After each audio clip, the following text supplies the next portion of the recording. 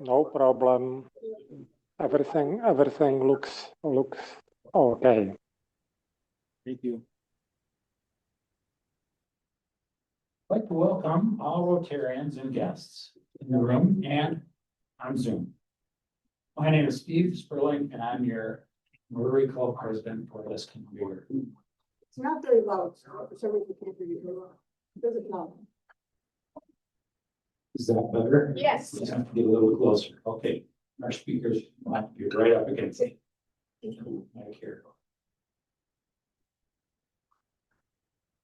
Each month, Rotary highlights a theme of interest for all Rotary clubs throughout the world. The theme for December is Disease Prevention and Treatment Month. As you know, President Francesco Areza highlights the theme Unite for Good. And Dave Martell will help us with the four-way test. Stand. Four-way test. Of all the things you think is fair to do, first, if it's the truth. Second, if the fair law concern. Third, will build goodwill and better friendships. And fourth, will be beneficial to all concerned. And if you could remain standing for the Pledge of Allegiance.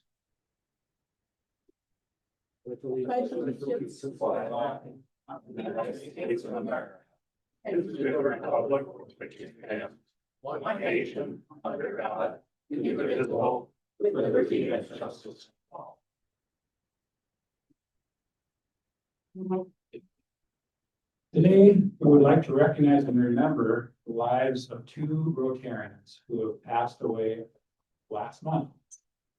Mark Trips and Dave Martell will give us some thoughts on what these two have meant to our club. Thank you, President Steve. I'm going to read just a little bit of Tank Stanford Shoal, so Victoria here. Stanford, as we knew him as Tank Shoal, 97, formerly of Champaign, Illinois, passed away on November 6th at Charter House, which was his home for the last 15 years. He was born in Urbana, Illinois, on June 13th, 1928. He is surviving spouse with his spouse and three kids, excuse me. Susan, his daughter Amelie Borkhardt of Rochester, Jane Kearney, Joe of San Jose, California, and Danielle Tracy Shalom of Champaign, Illinois, along with 4 grandchildren and 5 great-grandchildren. Tank, I'm going to call him Tank, because those are Stanford right here, but I always knew him as Tank. He attended the South Side of Dr. Howard grade schools in Champaign and graduated from University of High School on D-Day, June 6, 1944, a week before his 16th birthday. He earned a BA from the University of Illinois School of Commerce, where he completed the Air Force ROCT program. After graduating, he attended University of Illinois, and Tank served as a second lieutenant in the United States Air Force Special Investigations for 2 years. Following his military service, Tank, in partnership with his brother Mike, expanded the Sholem Shoes Company, which was founded by his grandfather in Paris, Illinois. He was especially proud of continuing the company's community involvement and operating the 100-year-old plus shoe store business with his brother, which then was sold in 1980. Tank served as a board member of the National Shoe Retail Association for over 10 years and a professor at the University of Illinois, where he taught retail management and required students, it's kind of funny, required students to stand while speaking in class. Tank was a proud Rotarian, being a member of the Urbana, Illinois Club for over 50 years, and with our club for probably about 15 years. He also attended regular in Sturgeon Bay, Wisconsin. He was a board member of the Champaign Loan and Building Association and a member of the Sinai Temple in Champaign, along with the B'nai Israel Synagogue here in Rochester. In 1956, Tank married Susan Lasher Scholheim, his bride for over 69 years in Glencoe, Illinois. He raised her family in Champaign, trying to impress her. On their first date, he took Susan to Mel's Roots Diner in downtown Urbana for cheesecake.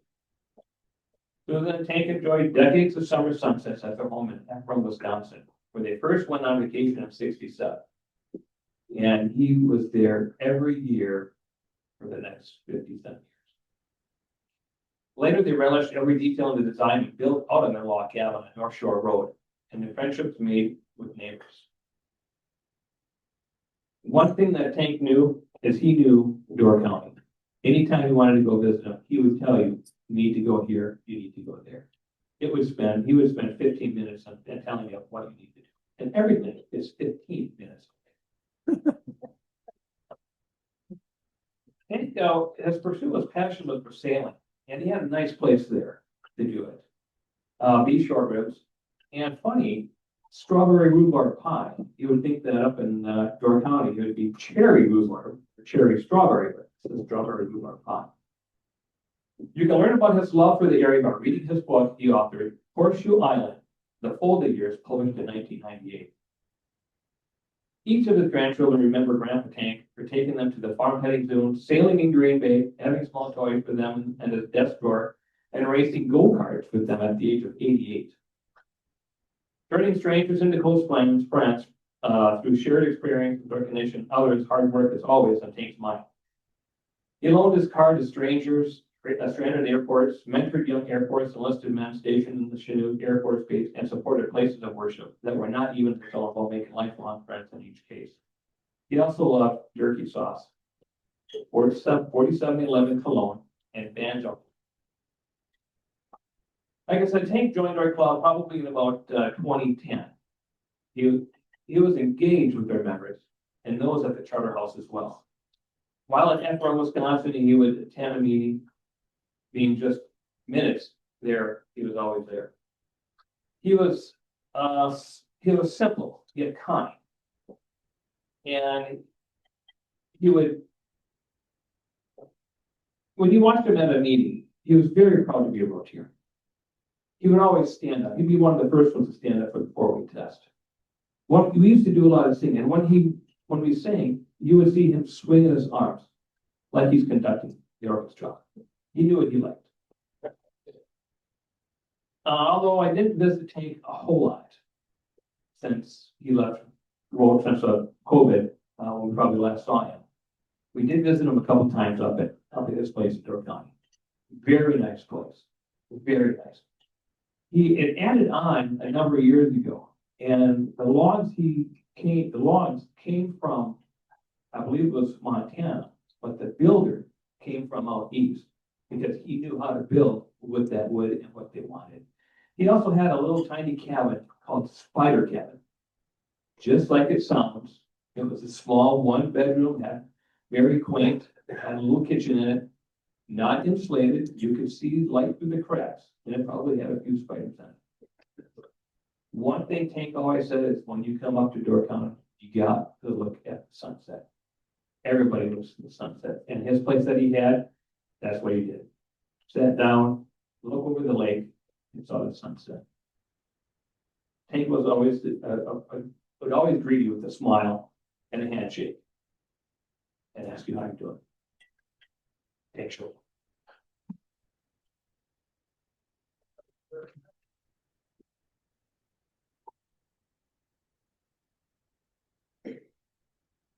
So today I'd like to share some thoughts about a warm, loving soul that I met back in the early 60s when she and her husband Jack joined St. Luke's Episcopal Church along with their 3 kids, David, Nancy, and Janet. Marilyn Stewart died at the age of 94 at St. Mary's Hospital on November 15th, 2025. Marilyn's 6 decades of civic leadership of Rochester were memorable. Her successful years-long quest to bring the University of Minnesota branch to the city of Rochester that she loved changed its landscape. Through her leadership, advocacy, and vision, she helped create UMR, the University of Minnesota Rochester. Marilyn led multiple organizations over the years. She warmed up for her future leadership role by joining the board of the Civic League Day Nursery not long after arriving in Rochester in 1961. One of those roles, leadership roles, was the president of the Rochester Club, the Rotary Club of Rochester. Marilyn was our first woman president from 1996 to 1997. Her work in our community as chair of Governor Palente's Rochester Higher Education Development Committee from 2005 to 2006 has had the most lasting impact. To that role, Marilyn brought her twin passions of education and community involvement, combined with her innate ability to inspire others and get things done through partnerships.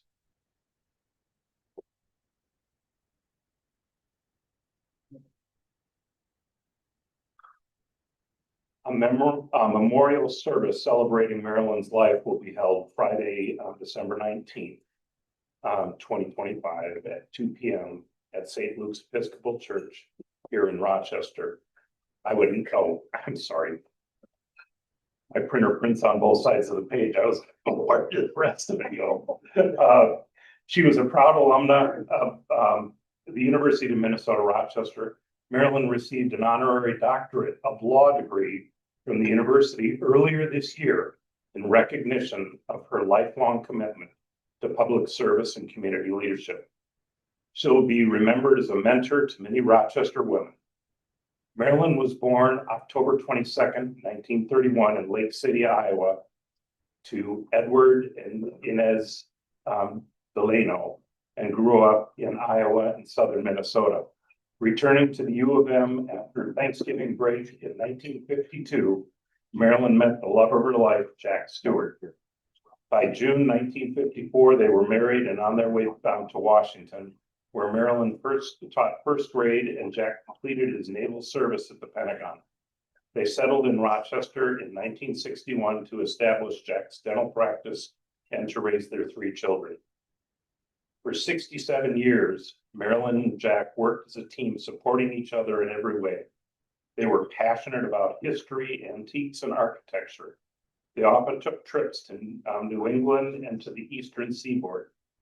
They wished to ensure that their custom-built Bamber Heights home was an authentic replica of the 18th century Ashley House in historic Deerfield.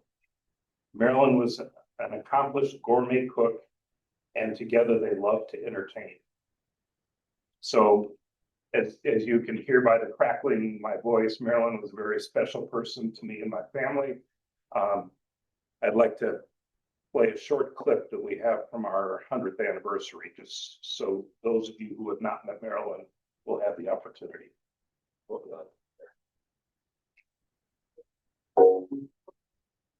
I remember saying to my friend Bill Carroll, who's no longer living, and is a longtime friend and was a member of Rotary, that I'd be interested in joining Rotary now that they were allowing women. And so I joined in December. So I was in this next batch of people. I know, and I knew then about the fact that they had quite a session at the Rotary Club in Rochester when they were deciding if they would allow women or not. When I saw what the international meeting was like, I made up my own mind that I was going to find a way to get Lois Meeks to one of those meetings because she did so much for me. So I quietly contacted all the past presidents and said, I want you to start thinking what you can donate right now, because my goal is this year to send her to the international meeting in Edinburgh, Scotland. And then when I was ready to go, they gave me some little things to take along, and one of them was a rope so that I could hold on to one end and feel like they do in kindergarten. go for a walk. It was fun, yeah, fun times.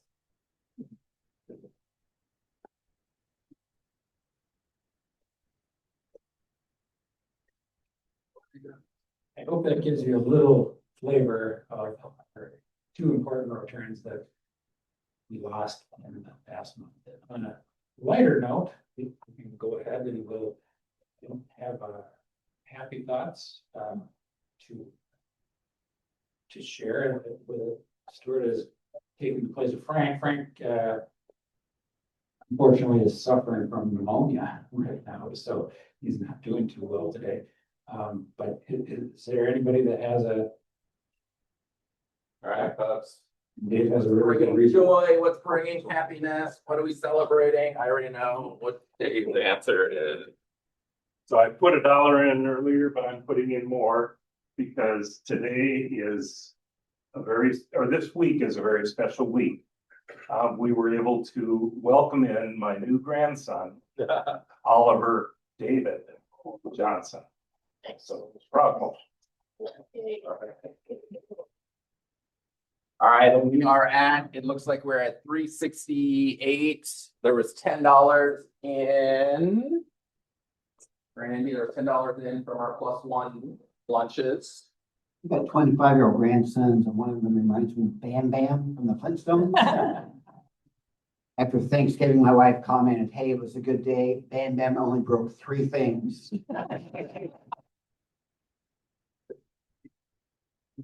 Making a donation on us for speakers and the good work that they do with community food response, what that all does for our community. Any other happy bucks? All right, and thanks for the $10 from lunch. Audrey, here's us with a reflection today.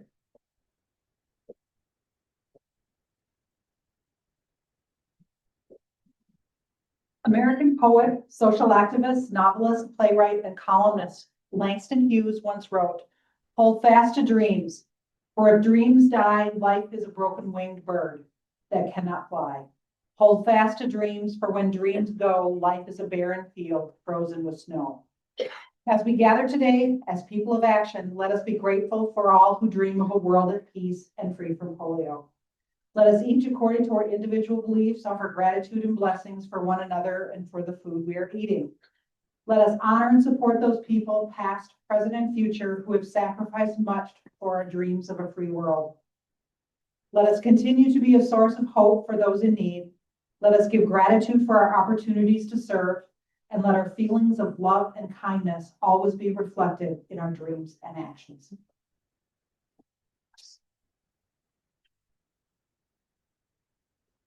Thanks, Audrey.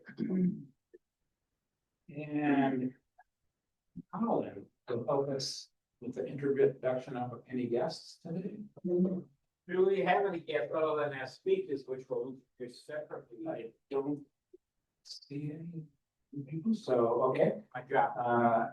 What did you like today, Tom? I want to congratulate all our members with December birthdays and anniversaries as listed in the pre-meeting slide. It is time for us to once again send around the sign-up sheet. I'll start that over here.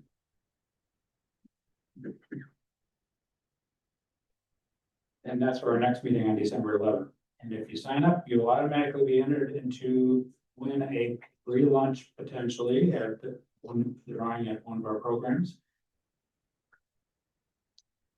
We have 2 Paul Harris Fellows today to award to Karen and Marilyn Rickles. So if you come up, and Dave, past President Dave, is going to help us with the awarding of those 2. So one of my honors as past president is to present. What's up? Presentation on site. On site. Yeah. Now.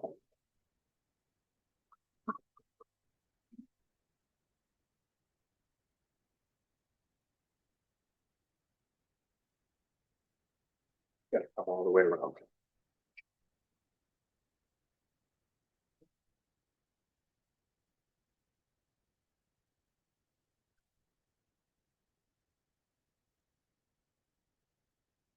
So one of my honors as past president is to present Paul Harris Fellowship Recognition pins to our club members who have contributed to the Rotary Foundation.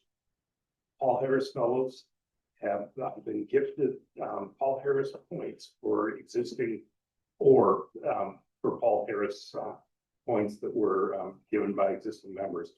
The Paul Harris Fellow is named for the Rotary founder, Paul Harris, who started Rotary in Chicago in 1905. The Rotary established this recognition in 1957 to encourage and show appreciation for substantial contributions. From an initial fund of $26, this foundation has now grown to over $1 billion today. And the Paul Harris recognition acknowledges individuals who have contributed or have made contributions in their name to the Rotary International Foundation in increments of $1,000. So this is a special day because this represents your 6th Paul Harris Fellowship.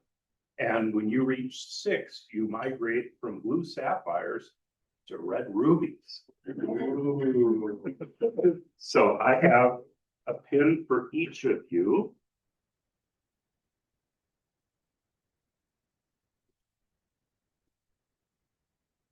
They're always a treat to open up, so. You could find those. Well, you got a new one.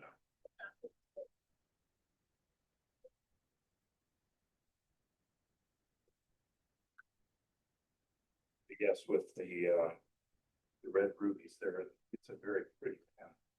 Gorgeous. Yeah.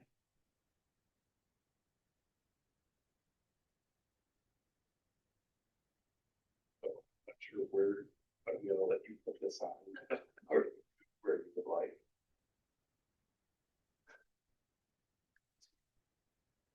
Put it right there.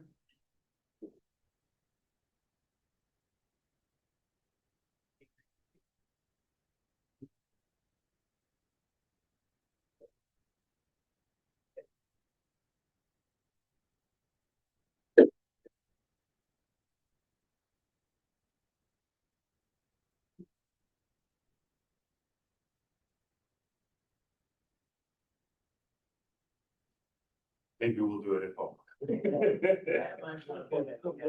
Let's plop it right back in the box and we'll take care of it. And then Merlin will be our pin representative. How's that? That'd be great. Get this on there. That's beautiful. I'm gonna go right here.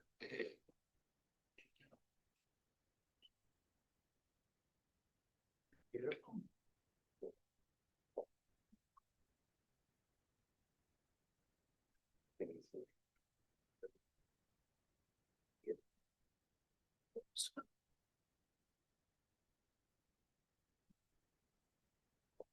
There we go. Yeah, so it's a very pretty pen with red ruby. So I'd like to just make a comment and thanks to all the members we have got to know over the years. And I know many of you here have not gotten to know us very well because we've not been terribly active in the last few years. We were district co-chairs for education for 7 years, and that almost became a career. We've also missed a lot of activities here in Rochester because we spent several years in Bangkok, Thailand. We were regular attendees at the Bangkok Club, and interesting, their organization over there is fairly similar to here. There was the Bangkok Club, which was met in the one of the top hotels downtown Bangkok. We did that occasionally, but there was one just off campus. I was teaching at the university that we attended in a very regular manner. We also spent some time in China and almost made a Rotary meeting in China before Rotary was authorized. And unfortunately, I had the wrong date. I've done that before. But it's been a pleasure. It's been meaningful. And it's an interesting connection today because Marilyn Stewart invited us to the membership. Karen and I are the first to join as a couple. And when we were in Bangkok, the Bangkok Club was still men only. Karen was an honorary member because they couldn't deny her the membership, so she was able to attend regularly. And then they honored her at the last meeting that we attended, so she had the meeting, which is an interesting experience. So I appreciate the fellowship of you all. It's been great, and we hope it continues for a good long time in the future. Thank you.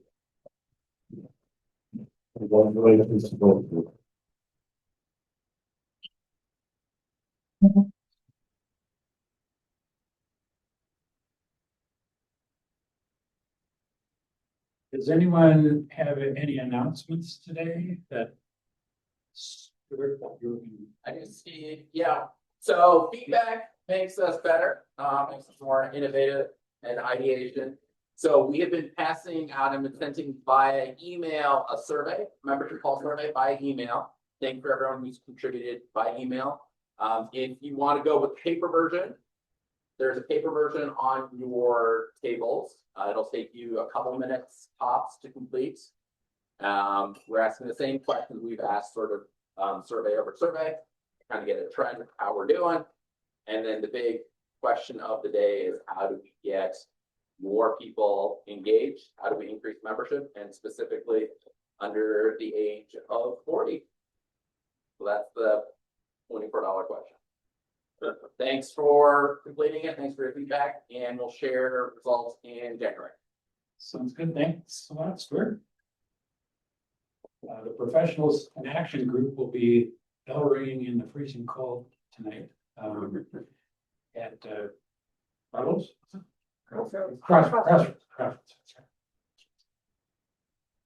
Want to remind everybody that the holiday party is coming up on December 18th, and what next one too. This was a picture from last year, and remind you how much fun it was. It's 5:30 to 6:30 right here, social hour, 5:30 to 6:30, dinner following at 6:30 with background music, and then finishing with an uplifting message from Nick Mizzicato. The Courage Retreat, we have Sarah is going to make a little presentation about the Courage Retreat things last month. Just want to share with you a few pictures from the exciting event that happened a couple of weeks ago at Willow Creek Middle School.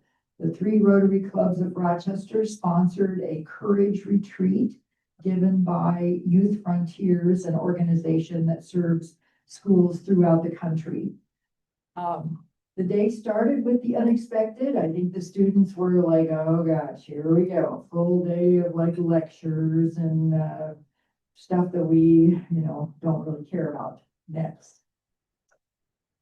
Well, instead, this Youth Frontiers was masterful at getting the students engaged, getting them comfortable, getting them acquainted with the 3 facilitators from Youth Frontiers. So there was a lot of fun activity, all designed to help the students get to know each other, get comfortable with each other, and some high school facilitators that were there.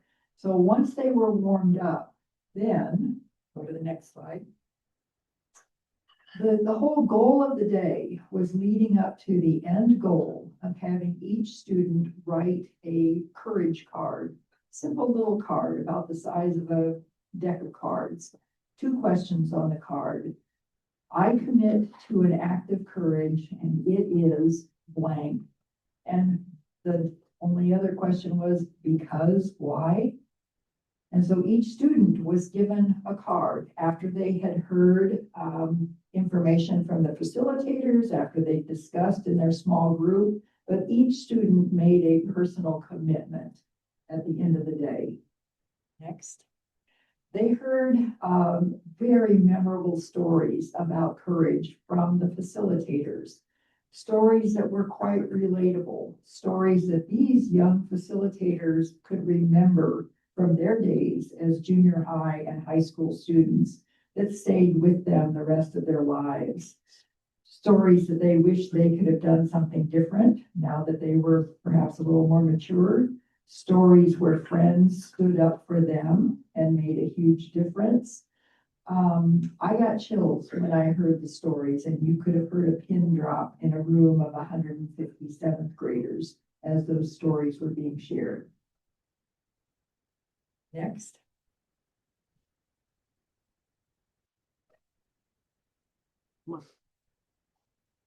Well, anyway, if we're frozen up, it just leads up to the very last activity of the day was students have now filled out their cards. And so then they are invited up to a microphone with the entire 150 kids in a circle. I just was holding my breath to see, is anybody going to be willing to share their act of courage? And respectfully, quietly, students one by one. The first day, about 20 students. The second day, about 35 students came forward and shared with the entire group their act of courage. It was very inspiring. Now, what happens next? There's a meeting with the teaching staff at Willow Creek on Tuesday morning to hear, because that's the other important thing to mention. Between the 2 days, pretty much all of the 7th grade faculty from Willow Creek participated in the retreat. So they were part of what the students were doing. So we meet with the teachers on Tuesday morning, hear their initial thoughts. A survey will be going out from Youth Frontiers to the students. So it'll take some time for us to have some results. But our intention is that throughout the rest of the school year, Willow Creek, and hopefully working with Rotarians, will help reinforce those messages in classrooms, in assemblies, in homerooms, in posters in the hall, whatever we can do that they think will have an impact to keep this momentum going. So I'm very proud of what we did. Colin, thank you for attending part of the day. There were Rotarians there from all 3 clubs during the 2 days. So we're off to a good start. Now let's see if we can sustain that great first effort. Thanks for listening.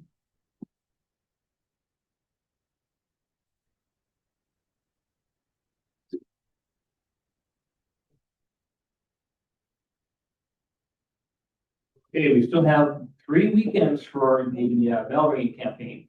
This weekend is indoors. You've seen the emails, indoors at Barlow Hy-Vee, excuse me. And I think I had 1 spot open yet, ringing with Fred at 5 to 7, right? I think Fred? I think so, yeah. Yeah, so if you want to not ring alone, join Fred on Saturday at Barlow Hy-Vee.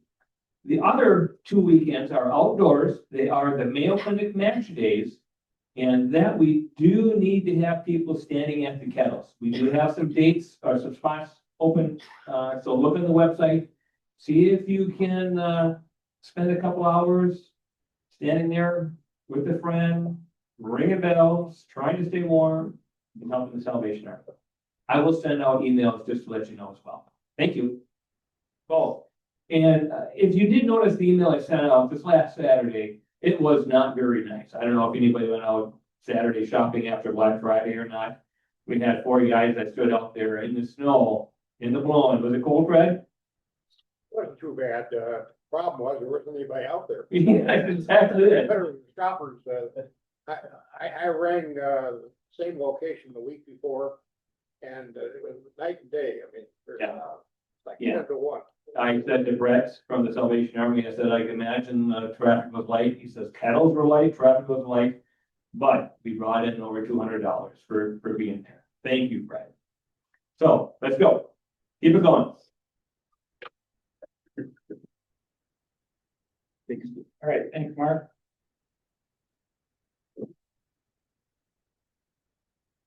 We'll go directly to our speakers today. Vicky's going to help introduce them.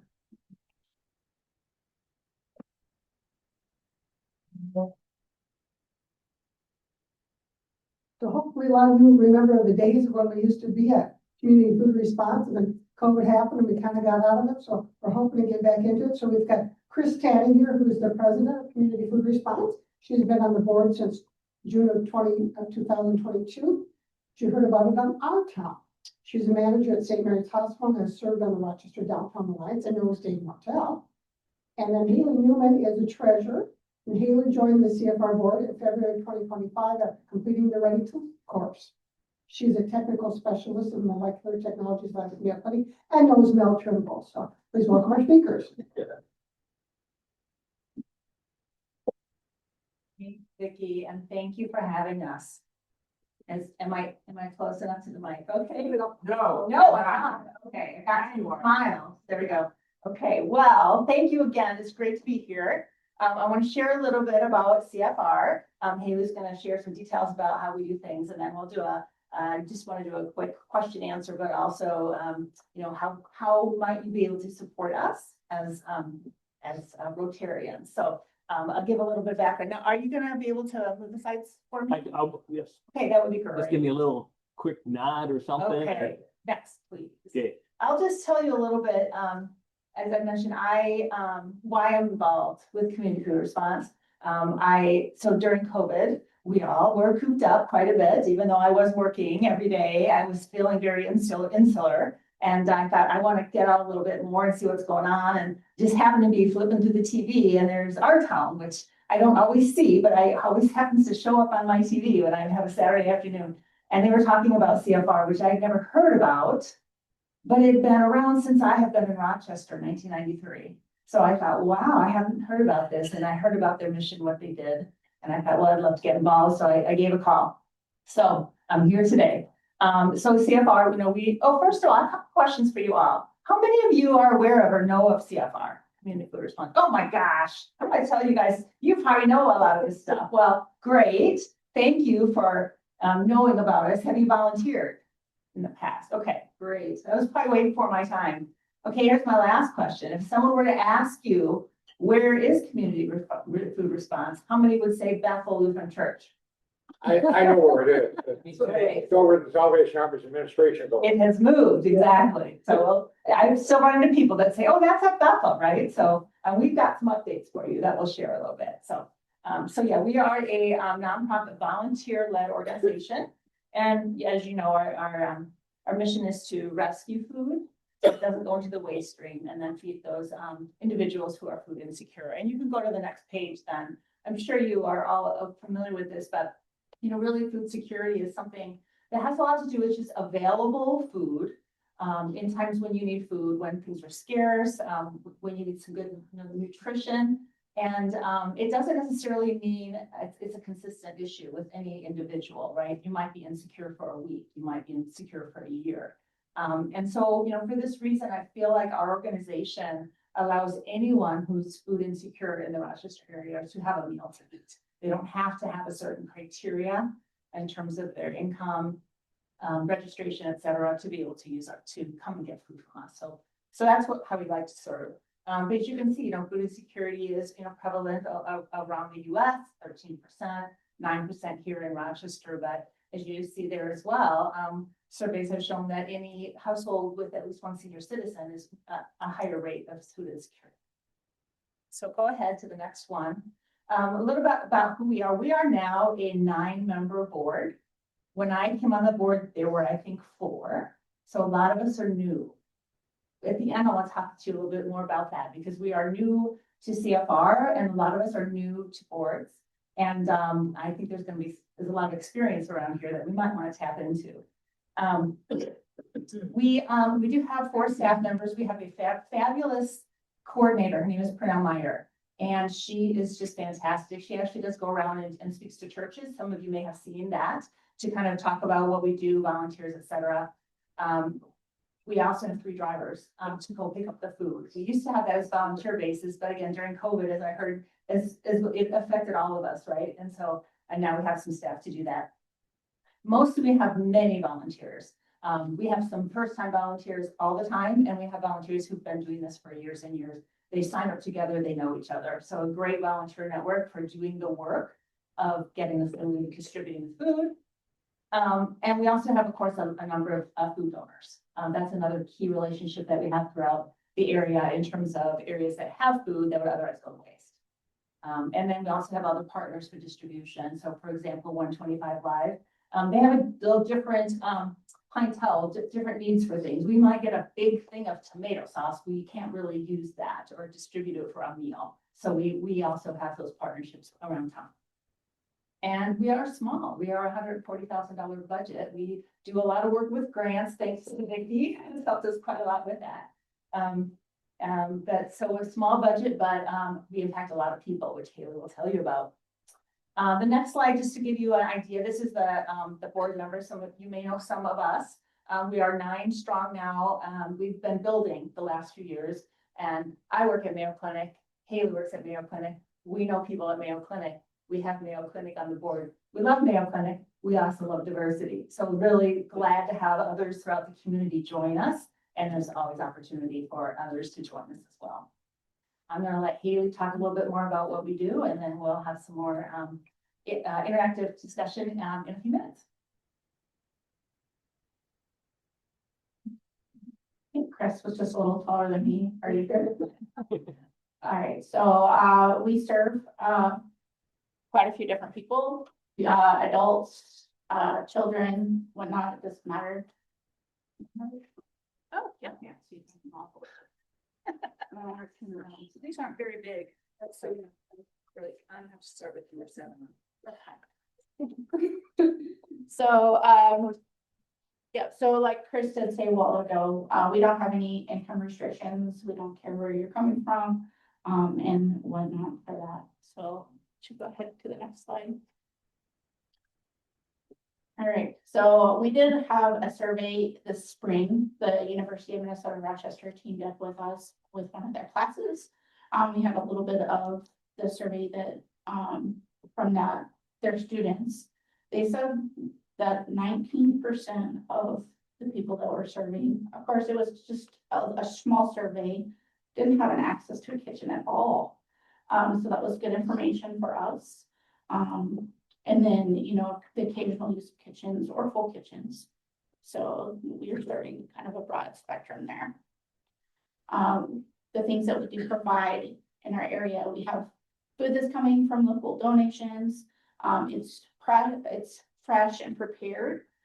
So we don't have like raw chicken that you have to cook. It should already be prepared. It might be frozen, but it's already cooked. We can get sandwiches and salads, soups, kind of just a big variety of things. We do also get some shelf-stable foods that we're able to use, and we use those to supplement the prepared foods that we get. So say, for example, we get a bunch of tomato sauce or pasta sauce from one of the local restaurants. Well, it's hard to use that if you don't have noodles. So we might supplement that pasta sauce with a box of noodles. So those shelf-stable foods can be really helpful for that supplemental. The next slide. So how is it working? We do, as we mentioned before, we're located at the Salvation Army campus downtown. Our clients can come Monday, Wednesday, and Friday, except for holidays. It's either a drive-through distribution or a walk up to the door. You know, a lot of our people aren't housed or they're homeless. And then we have 2 kinds of bags. We have a ready-to-go bag. This was kind of conceived after that survey that we had this spring, where we learned that 20% or so of our clients don't have a place to heat up anything. So those ready-to-go bags don't require any heating. They're intended to serve 1 person, about 2 meals. We also have a standard paper grocery bag that will put food in that should be approximately 3 people for 2 meals. We do also work with our clients, especially regulars that come through, especially when they have dietary restrictions. We have some pescatarians, we have some people who don't eat pork, and things like that. We do our best to meet those needs. We are making a difference here in the community. Just the last couple of years, you can see our trend is definitely going up. Here in 2025, we're almost gonna hit nearly 200,000 meals to be served. So to the next one. Our volunteers, we do have a lot of single-time volunteers. We have a lot of people that do come regularly, as well. About 800 different volunteers volunteered with us between 2024 and 2025. So that's different people came through and helped. We get individuals, church groups, business groups, some community groups, and then we'll get clubs. So things like your Rochester Rotary Club. You might also get like the National Honor Society Club from the year whatnot. So I was trying to hit some of those clubs. We have 4 different kinds of volunteers. So the first one here is kind of our food sorters. These people are going to ensure that we have a sanitary sorting area. So if they need to wipe down tables, something quick, we'll take care of that. They weigh in the food that gets brought in by our drivers. They unpack the coolers that the drivers brought in and kind of organize that better for us. So like we have entrees in one space and sides in another space to be able to better identify where we're going. And then we have our baggers. And those people are going to bag those different kinds of bags. So we have the ready to go bags and the regular paper sacks. And they try to get an entree aside. If we have breakfast, if we have lunch, to try to fill those bags. We have the distributors, and those folks are meeting the client face to face, whether that's a walk-up client or they're meeting them at their car to give them a bag of groceries. And then a newer thing for us is that we have a linen cleaning. So we've moved from having so much waste of paper towels from cleaning all of our bins to having some linens. So we can clean the containers and whatnot and just have those washed and reused. So we have asked someone to pick those up on Friday and return them before or around noon on Monday. And then we do have quite a lot of food donors here in Rochester. So kind of ranging all the different kinds of food types and the different kind of vendors. Haley, we go back to the food donor page for a second, please. Thanks. I bet this is a little bit different than those of you who may have volunteered in the past, but somewhat the same, right? We don't have people come in anymore. They just drive up. And we used to do you want a bag for 1, 2, 3 people? We really have had to limit a lot of food for one car because we have so many people coming and not as much food. We've built more and more food, but we still have more and more people coming. So really trying to be fair and distribute it as much as possible. We've added some new food donors. Some of them have been, consistently Monday, Wednesday, Friday. Some of them are new. Some of them are small and can't contribute every day. But we're really happy to have that. One of our kind of main activities is to really kind of strengthen and maintain that relationship with the food donors. You'll notice the first one is probably the most popular one, the BB's Pizza. We have to be careful about letting people know there's pizza inside because there's often a lot of competition saying, hey, do you have pizza today? So that's a good thing too. But we were really thankful for this food. Thank you. Go ahead and go to the next. I want to make sure there's time for questions. But I just wanted to mention, as service organizations, how can you help? There's a lot of different ways. Donations, first of all. We do have, again, if any of you are familiar with, have a friend that has a commercial kitchen. We do not, so we cannot prepare food, but any commercial kitchen, any more donors that you may know of, we would love to reach out to them and talk to them to increase our food supply. Other groups bring shelf stable food. Some companies will do a drive at the end of the year and they'll bring us a lot of food. Again, that helps us supplement. This is not our main mission to get food and provide shelf stable, but it's nice to have that backup. Some people even provide garden produce, those types of things. So it's really wonderful to have a variety of different methods to get food on an ongoing basis. the end of the last one did also say funds. We do an annual appeal letter every year for donations, and that's always very popular. And we spent a few minutes on this slide in terms of volunteering. So you saw the on-site. We would welcome any time any individual or group of individuals want to come. We love to have groups. We're a small area, so a group of 12 at one time is not necessarily going to work for us. It's usually 2 to 5, depending on the slot. But what's great about it is you can go online, our website's on here, and just sign up with a friend. I know a lot of people who are new like that distributing slot because they get to see people. But there are other people who have been there forever. They love to do the sorting and they have their friends there and this is their social network and they're just fantastic people. Board members, we talked a little bit about board members. I'm going to mix this with share your expertise. This is one question I want to lead the question and answer part about is that we have a lot of new members on our board. My role and my mission for being the board president is to make sure we sustain our organization and we sustain our board. I don't know about you, but it is tougher to get board members. We used to have, I think, a lot of experienced and retired people. We have a lot of working people. So it's harder for our board and our small organization to have all of that time to do things and the experience for some of these things. I learned about the Minnesota paid leave law the last couple of weeks. Didn't know I ever need to know about that.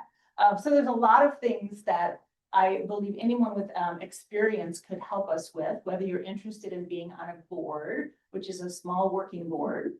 We're trying to move toward more strategic, but in that way, we need people who can help us identify financially how we can potentially get more staff to help with the day-to-day.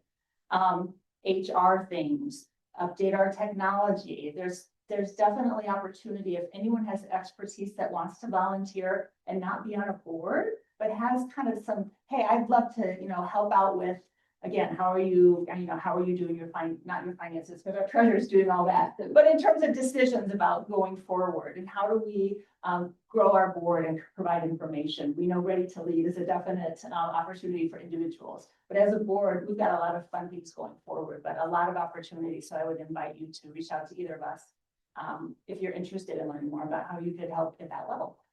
And then the next slide is contact information, but we'll open it up for questions. Yes.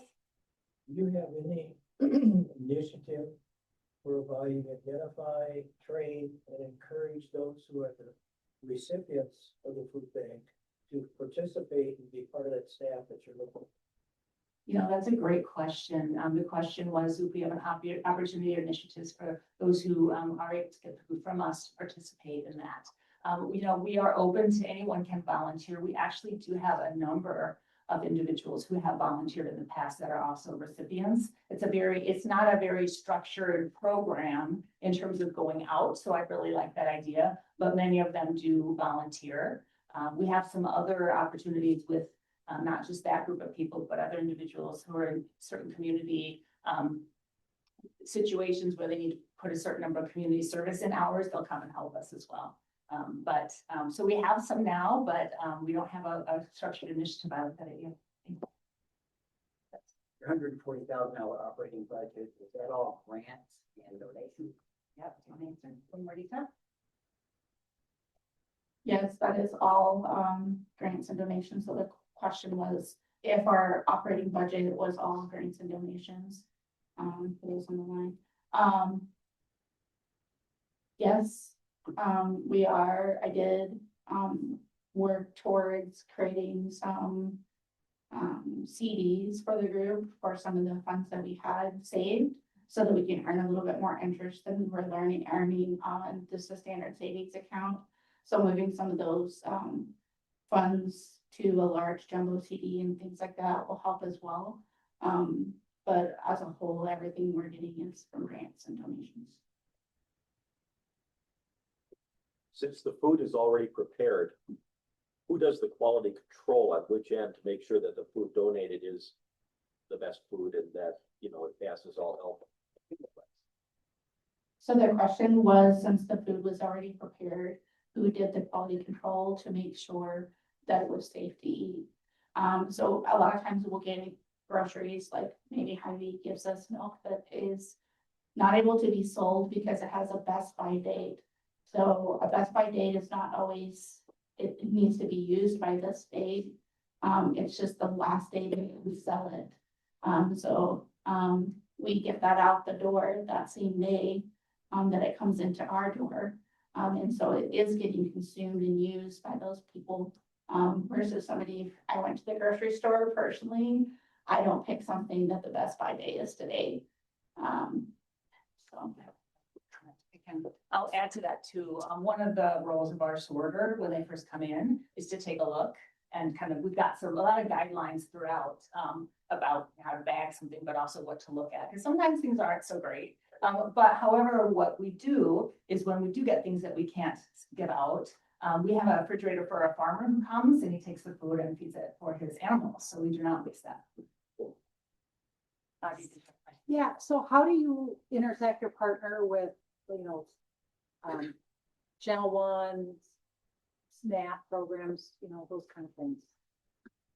In terms of partnering with other groups, Channel One, SNAP, et cetera, we definitely share clients and often donors. We do not have, I would say, joint initiatives. We kind of have a different set of clients, I would say. I think recently with all the national issues, we've had a lot more people coming when the government was closed down. So we've kind of worked with them. Yeah.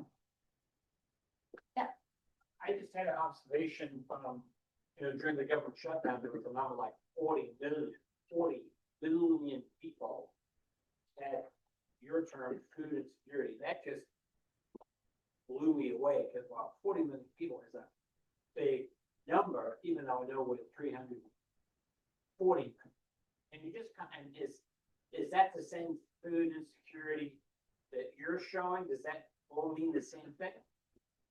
I think quite a bit, yes. I mean, we saw a large number of we continue to get people saying, hey, what's your setup? Can I come get food? People who haven't around town because haven't really needed it or been food insecure in the past.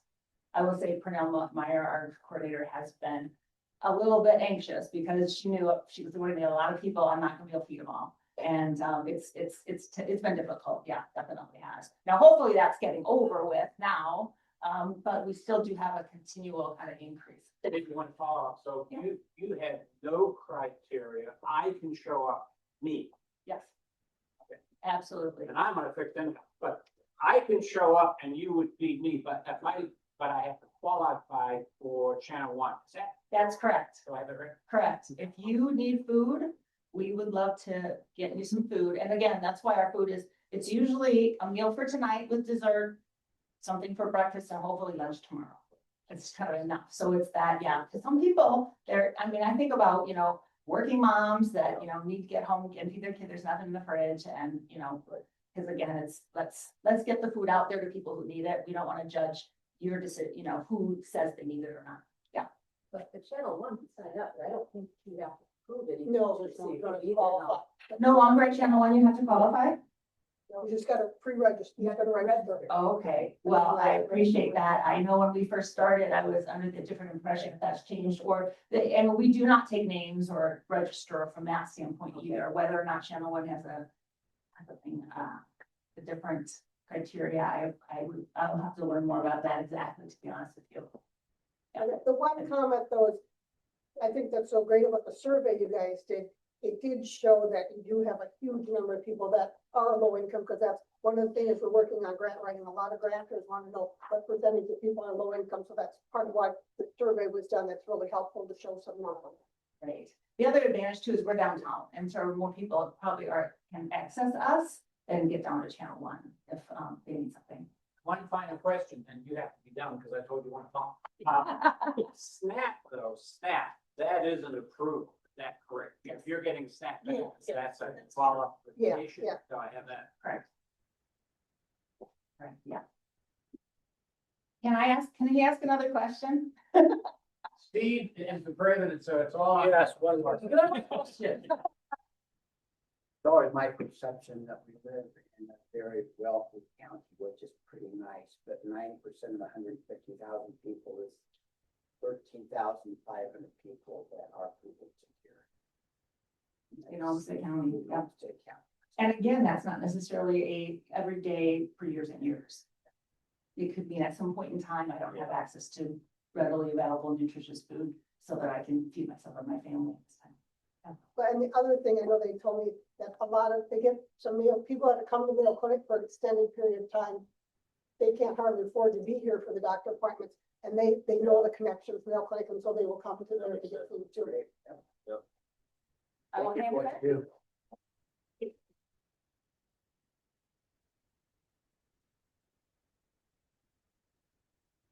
We'd like to thank our speakers, Chris and Haley, for your wonderful presentation, and thanks for your presentation today. We will be making a donation to the Legacy Project in your names. And before we thank our volunteers for today's program, I'd like to offer a special thank you to Mark Drips for covering for Joseph in his absence, as well as organizing Salvation Army bell ringing for the years. Even a full-time job. It could be. And thank you also to those who stepped in for substituting for John Woodruff being gone today. George Allen, meal facilitator, Dave Mortel, four-way test, Audrey for the reflection, and greeting Ellen Hayden, and Stuart with the happy bucks, and Colin with introductions, even though they were very short. And also Vicky. Vivian Tech, Mark, and then our speakers, Chris. I'd like to remind all Rotarians to go forth into the world and unite for good. We are adjourned.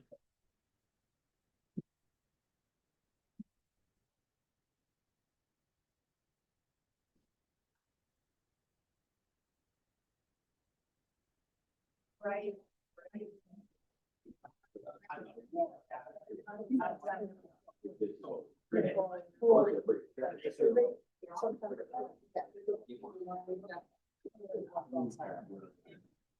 Oh, I'm sure. Yeah, oh, yeah. Readers. I couldn't find last one. Actually.